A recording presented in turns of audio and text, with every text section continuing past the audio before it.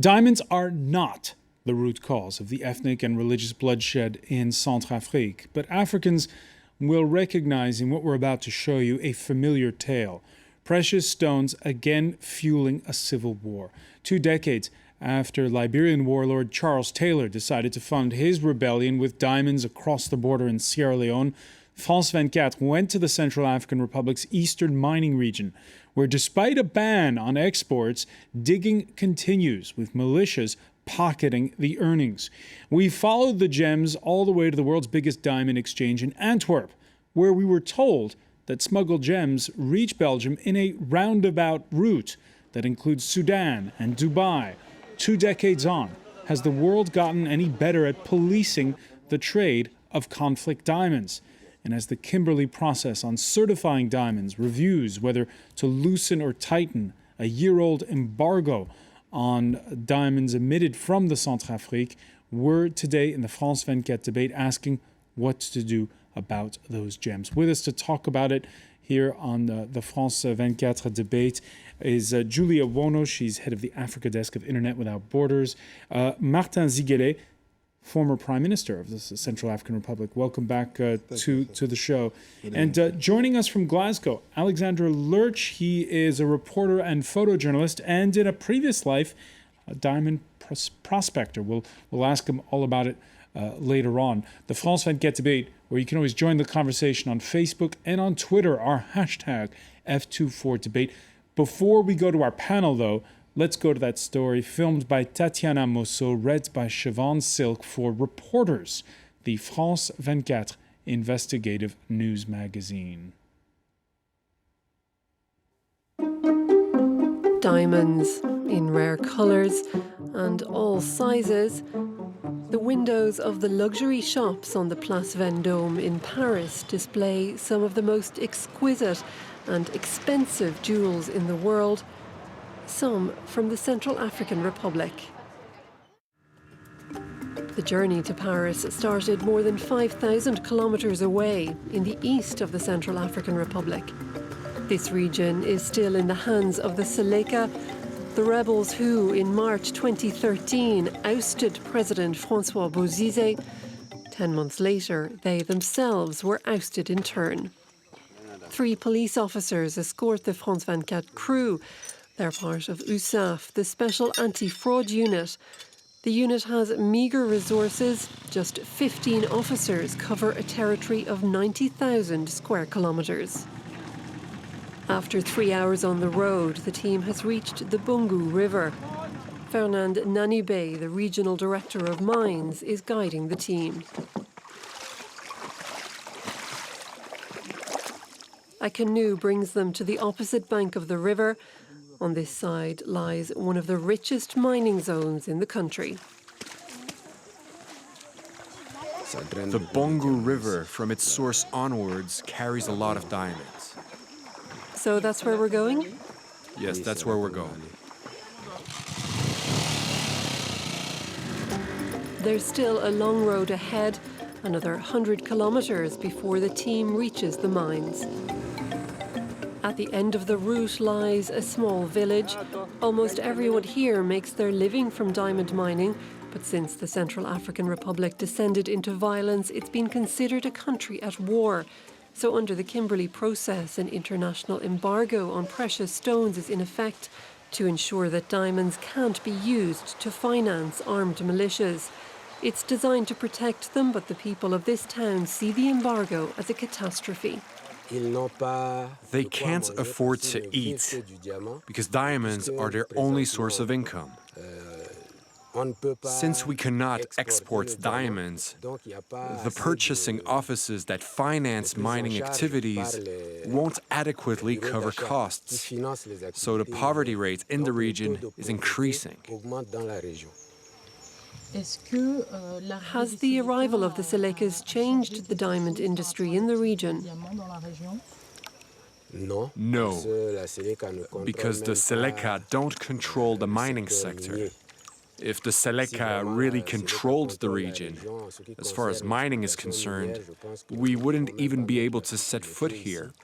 We wouldn't be able to work. Even these people wouldn't be able to work in peace. Central African diamonds are mostly found in riverbeds. For 8 hours a day, these miners stir, sift and sort the gravel. They might process 4 or 5 tons of silt without finding anything of value, when suddenly a glint of something appears. To assess its value, the diamond must first be weighted. Then you use a jeweler's loupe to see if there are any internal impurities or not. And based on that, we fix the price according to a grading scale. The tiny stone weighing half a carat is worth about €90, nothing compared to the most exceptional stones that can be found here. Up to 2012, annual production was estimated at 500,000 carats. Here, miners work on terraces cut into the banks of a canal.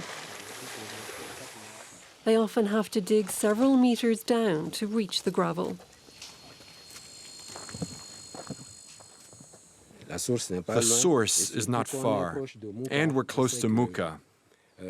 We know that in Muka, there's a lot of sandstone, and sandstone contains the Central African diamonds, so the source is not far. There's no official register for mines in this region, so inspections are difficult, especially as mining here remains a cottage industry. The director of mines doesn't have the resources to police those working in the sector, from the individual miners to the buyers and the numerous middlemen. It's not difficult to flout the law. This page is about the cleaning of the diamonds. Here's the date of discovery, here's the name of the worker, here's the name of the site, the waterway, and the number of diamonds found by the miner each day. If I find during my inspection that a miner has not entered a find into his production ledger, well, I know it's a case of fraud. Or it's that he sold his gemstones, but there's no docket. So we also consider that fraudulent. From the mines, the diamonds go to Bria. This large city in the east is still under the control of the former rebels of the Seleka. To stay below the radar, France 24's team waited until nightfall to visit a purchasing office that's still open for business, even at this late hour. Middlemen have dropped off small batches of diamonds. With great care, Jose Ferreira sorts and inspects each stone individually and chooses the ones he wants to buy. There's the shape, the colour, the purity. They're the basics. Then there's the weight. The bigger it is, the more it's worth. Before, I easily did 20,500 carats a month. Now I do small lots of 200 carats, but they get sent to Bangui. We can't export them. Because we're forbidden from exporting. We're here just to keep the office open. The export ban hasn't halted the internal diamond trade. Most dealers are waiting out the embargo. In the meantime, the diamonds are being stored in a secure and secret location. Usually 70% of the country's production, jewellery-quality stones, would go to major international diamond exchanges, exiting the country through the official Bangui export office. It was one of the first targets of the Seleka when they arrived in 2012. They broke in and stole everything. It's a lot of money. Everything's gone. What was here? It was jewellery, finished jewellery. Now there's nothing left. This is the office that handled all the export paperwork, an important step as it allowed the government to collect a levy on every carat that left the country. That was before the rebellion. Now Central African diamonds are considered blood diamonds. With the risk that warlords could use the sale of gemstones to pay their fighters, they can no longer be certified under the Kimberley process.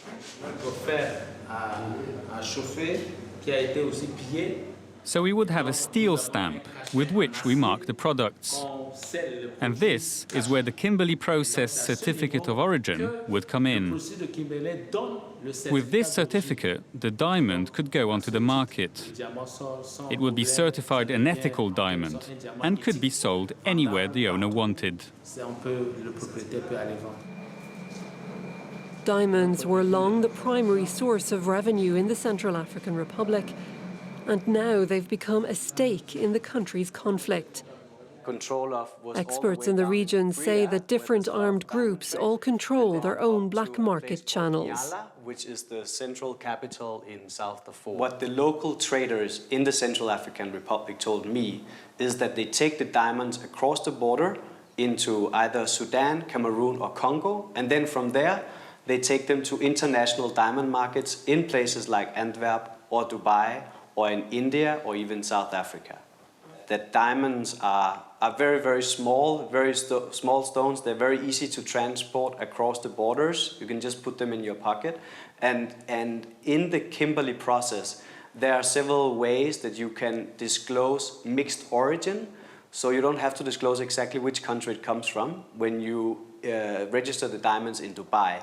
And international diamonds experts told us that that is a huge gap in the Kimberley process that allows conflict diamonds to go in. Back to Europe and Belgium. The city of Antwerp is home to the world's oldest diamond exchange. Stones from all over the planet pass through the National Diamond Office, 150 million euros worth every day. The procedure is rigorous. Every delivery is checked and authenticated by experts, then validated by the Belgian authorities. They insist it's impossible for Central African diamonds to circulate in the legal market. But once diamonds have left the country illegally and are mixed with legitimate stones from other sources, it's all but impossible to trace their true origins. The transitional government hasn't yet retaken control of the entire territory. So the situation in the diamond fields isn't clear. Are they actually controlled by the government?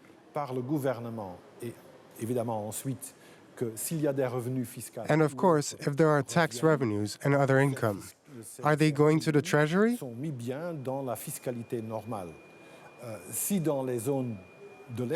In the east especially, our worry is that these zones remain under the control of the Selekas, or former Selekas. Those revenues certainly won't go to the government in Bangui.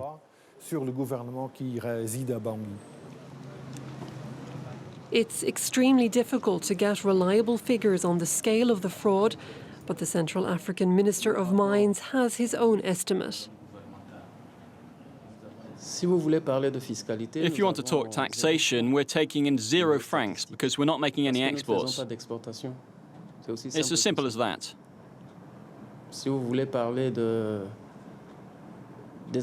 As for illegal sales, they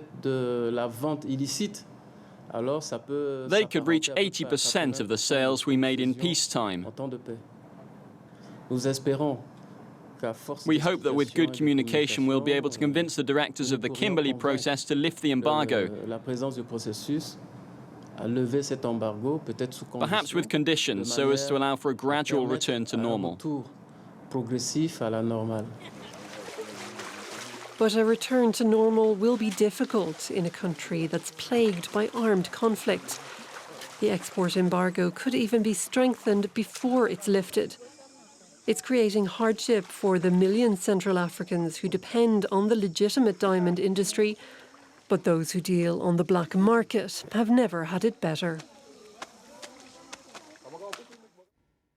All right, that story for reporters, the France 24 investigative news magazine. Martin ZIGUELE, when you look at the report there and you hear at the end the estimates from the Minister of Mining, what's your thoughts as to what is the actual situation right now? He says 80% of the diamonds from before are still getting out. Yeah, it's right. I do know the Minister of Mining. engineer, I think, of mining, and he do know the history of mining in our country. And since troubles have begun in our country, it's really that before troubles, even before troubles, you have many fraud in that sector. Because the main problem we face in our country is that Central African diamond is jewelry diamond. It's not industrial diamond like in South Africa or Botswana and so on, or Angola. It's a jewelry diamond, so it's very small. Very beautiful, but very small. And easy to smuggle. So you can't just put it in your pocket and cross the borders and go away. So today, since December, 2 years ago, since the beginning of the war, I think there is no control of diamond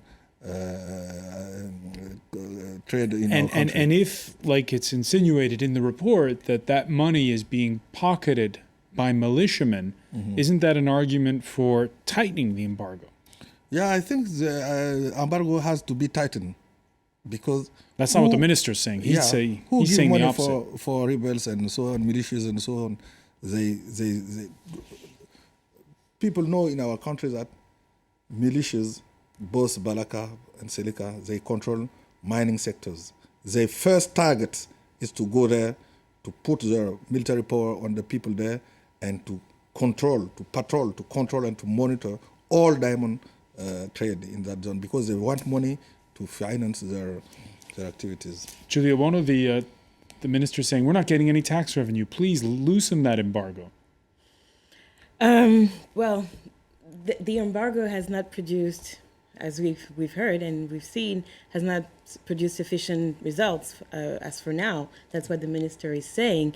And it questions finally the how deep and how accurate the Kimberley process is today to control this type of illicit trade.